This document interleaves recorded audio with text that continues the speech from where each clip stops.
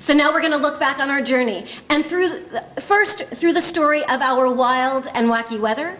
And to tell you that story, I give you 350 Vermont's own Dr. Rebecca Jones. Now some not so fun, serious science stuff. Science is all about counting, and scientists use milestones called tipping points. Thanks. To measure the progression of climate change, and unfortunately, we're burning through these tipping points. The Himalayan glaciers and the polar ice caps are retreating much faster than scientists anticipated. Tipping points are really important. They're important because they tell us where we are in climate change, but they're also points of no return.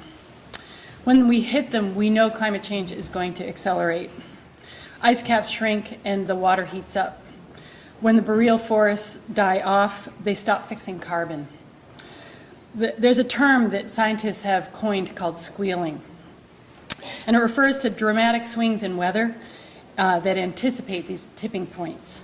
With squealing, you see variations not only in weather patterns as they occur over time, but also in variations between what's expected and what we actually see. In 2011, we saw extreme weather events in every state, and this has never happened before. You could say 2011 was the year that squealed. So here are the billion-dollar-plus events that occurred that the National Oceanographic and Atmospheric Association has listed. I can just look on yours. Okay. New Year's Day. A tornado lands in Mississippi, causing $10.4 million in damage. 16 total confirmed tornadoes in January. Groundhog Day.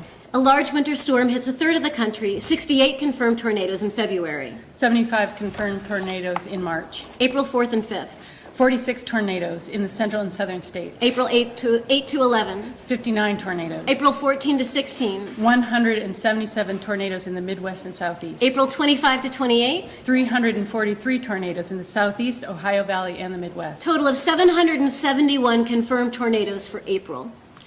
May 22nd to 27th. 180 tornadoes in the Midwest and Southeast. The city of Joplin, Missouri is hit by the deadliest single tornado to strike the United States since modern tornado record-keeping began in 1950. Estimated damage, $3 billion. 327 total tornadoes for May. June 1st. 3 tornadoes land in Springfield, Massachusetts. June 18 to 22nd. 81 tornadoes in the Midwest and Southeast. 160 total for June. From the beginning of spring through the fall, Drought and record heat develops in Texas, Oklahoma, New Mexico, Arizona, southern Kansas, western Louisiana, and the southern plains. This results in Texas, Arizona, and New Mexico being burned by the largest wildfires on record. Other parts of the country receive 300% of their normal precipitation levels. July 10 to 14. The Rockies and the Midwest are inundated with tornadoes, hail, and high wind.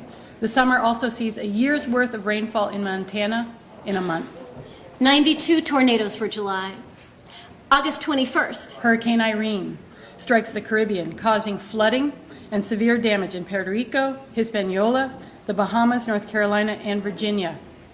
Downgraded to a tropical storm, Irene makes landfall August 28th, causing the worst flooding Vermont has seen in a century and over $10 billion in damage. 59 tornadoes for August. September 1st. Tropical storm Lee causes massive flooding in Louisiana, Mississippi, Alabama, Florida Panhandle. And winds from Lee stoked the raging Texas wildfires. Damage estimated at about $1.6 billion. 65 tornadoes for September, 23 for October, 45 for November, 14 for December. That's my last blurb. All right. We use financial cost to convey the extent of damage, and that's useful to a point. But these numbers make us glaze over. When you put a dollar sign on what is priceless, you immediately devalue it. Our elected officials in Washington and here in Vermont are constrained by this model, and we're here to free them. We're here brought by urgency, by a call for boldness, and by the call for transformative change. This is what leadership looks like.